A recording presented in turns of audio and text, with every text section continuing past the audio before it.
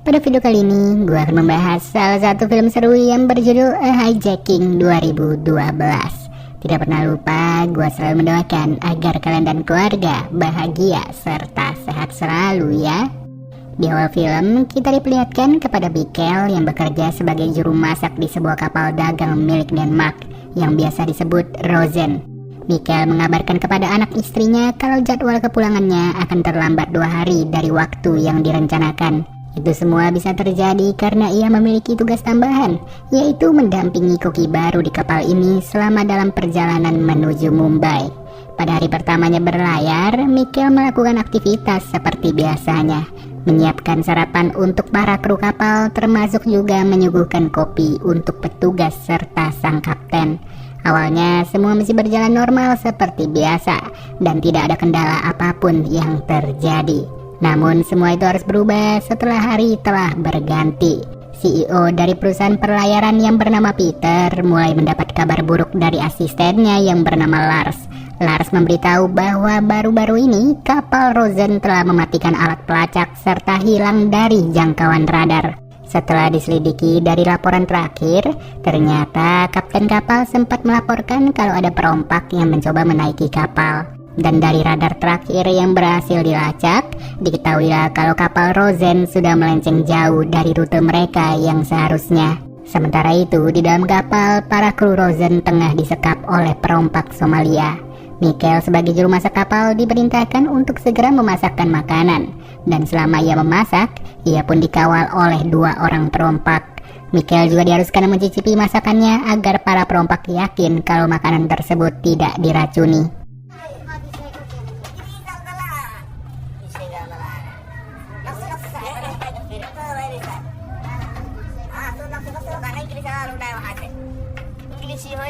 I speak English, you know. Or English ka naman nakane or ito. Balik ba? Ay, bakit ka? What?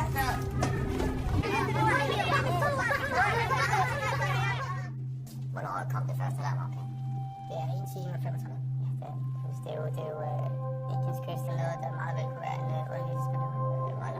Setelahnya, ia ditempatkan di dalam ruangan bersama kapten dan juga seorang kru bernama Jan.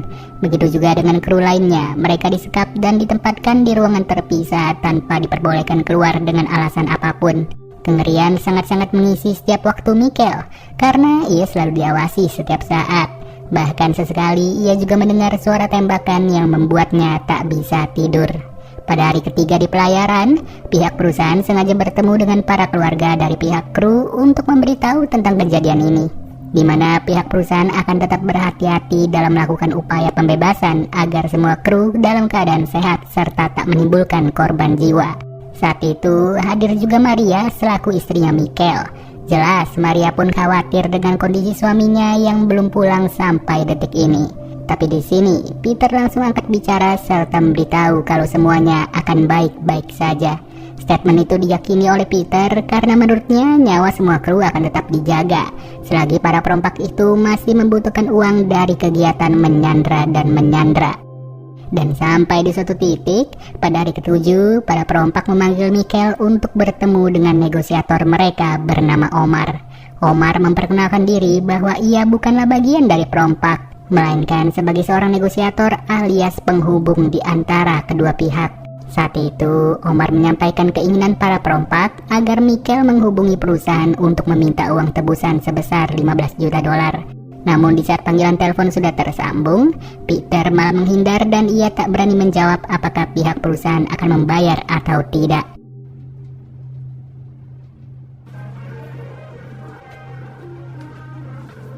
Sementara itu, kondisi kapten sendiri tampak begitu lemah dan para kru mulai mengeluh karena bau pesing yang begitu menyengat dari ujung ruangan. Ya, bau itu harus tercium terus karena mereka tak punya pilihan lain selain pipis di ujung ruangan. Pada negosiasi selanjutnya, terlihat Peter yang sedang berbicara dengan Omar. Di titik ini, Peter bergegas menawar agar uang tebusan itu bisa diturunkan di angka 12 juta dolar. Tentu Omar merasa tak yakin kalau para perompak akan menerima tawaran tersebut karena angkanya terlalu jauh dari permintaan awal. Dari sini Peter pun berusaha menawar kembali agar Omar segera berdiskusi terlebih dahulu dengan pihak perompak. Hanya saja sejak hari itu, proses negosiasi benar-benar berjalan lambat. Kesepakatan masih juga belum dicapai meskipun waktu sudah berada di hari ke-25. Di sisi lain, para tawanan sudah diperbolehkan untuk pergi ke toilet oleh seorang perompak yang bernama Rashid. Atas kebaikan itulah, Jan mulai berteman dekat dengan Rashid. Mereka bergurau, bercanda, serta saling bercerita selayaknya teman yang sudah kenal lama. Di hari yang sama, Omar kembali menelpon Peter demi memberi kabar bahwa para perompak sepakat untuk menurunkan uang tebusan menjadi 12 juta dolar. Sontak, Peter kembali menurunkan harga tebusan hingga menyentuh angka 5 juta dolar, di mana ia berkata kalau kapal Rosen sebenarnya tidak seberharga itu. Atas penawaran yang ada, masalah pun mulai muncul setelah 2 minggu berlalu. Mikhail yang hendak memasak untuk Rashid langsung menyadari bahwa seluruh persediaan makanan di kapal sudah sangat menipis. Yang berujung Mikhail memohon kepada Rashid untuk segera mempertemukannya kepada Omar. Tapi sayang, setelah bertemu, permintaan Mikhail untuk menelpon Peter demi bisa meminta bahan makanan pun ditolak oleh Omar. Dengan alasan sampai detik ini, pihaknya Omar masih belum menerima sepeser pun uang dari Peter. Masih di hari yang sama, Peter bergegas menelpon Omar yang sedari tadi terus menunggu. Namun bukannya memastikan siap untuk membayar, Peter malah kembali menurunkan uang tebusan menjadi 900.000 dolar. Dan pada akhirnya tidak ada satupun kesepakatan yang tercapai, di mana aksi penyekapan sudah berlangsung selama 2 bulan. Omar kemudian berbaik hati untuk memberikan sedikit waktu bagi sang kapten dan para kru agar mereka bisa menghirup udara segar. Pada momen ini, Jan juga memberi usulan kepada mereka kalau mereka bisa memancing ikan demi menambah stok makanan. Beruntung, usulan itu pun mau didengar oleh pihak perompak dan Mikhail sendiri berhasil mendapatkan ikan cukup banyak.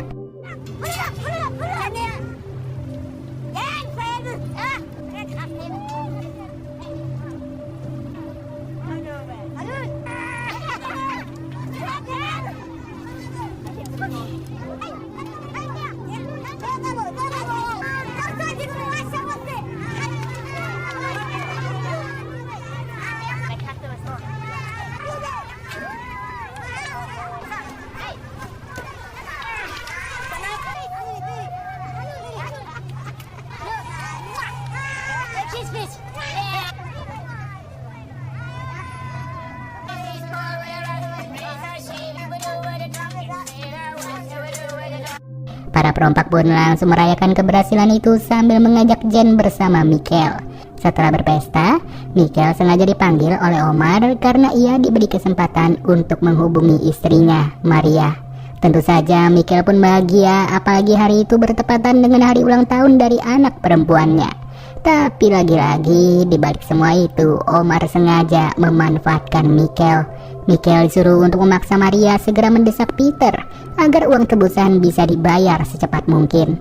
Dan apabila uang itu masih juga belum diterima, maka para kru di kapal ini akan dilenyapkan secara paksa.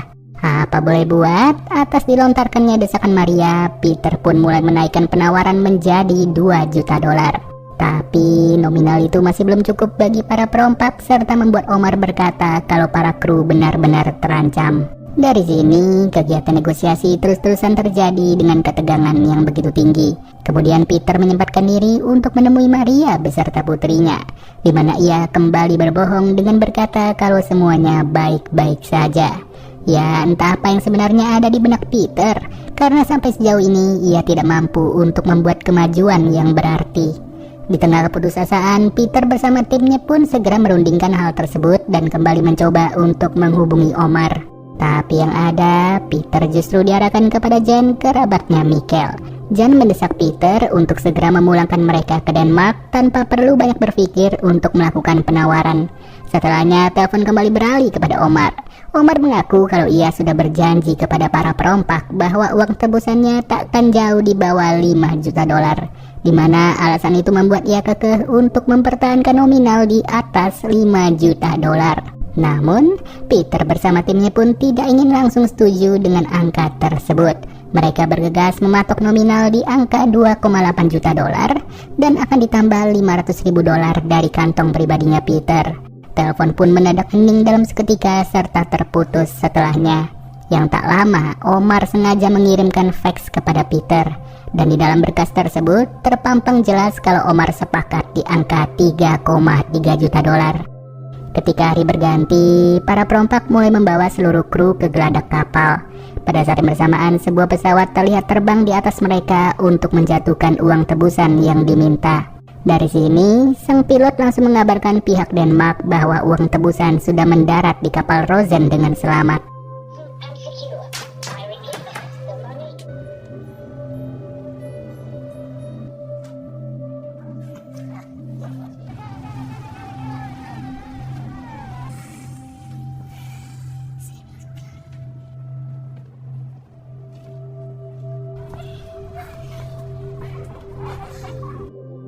Tapi secara tiba-tiba, salah seorang perompak malah menembak sang kapten tepat di kepalanya, yang berujung si kapten harus tewas dengan tubuh yang penuh darah. Tak lama berselang, Michael bergegas mengabari Peter terkait kematian dari sang kapten. Alhasil, Peter beserta timnya yang awalnya merasa senang langsung mendadak hening dalam seketika. Mereka tak menyangka, detik-detik kepulangan kapal Rosen harus diisi dengan kabar duka. Dan dengan berat hati, kabar ini juga harus diterima oleh istri beserta anak dari sang kapten. Sedangkan para kru yang berhasil selamat pun kembali bertemu dengan keluarga masing-masing, termasuk dengan Michael yang sudah bertemu dengan Maria, dan film pun berakhir. Oke deh guys, mungkin segini aja pembahasan alur ceritanya. Jika ada pendapat, silahkan kalian ketik di kolom komentar ya. Ya sudah, gua Nari cabut dulu. Dadah.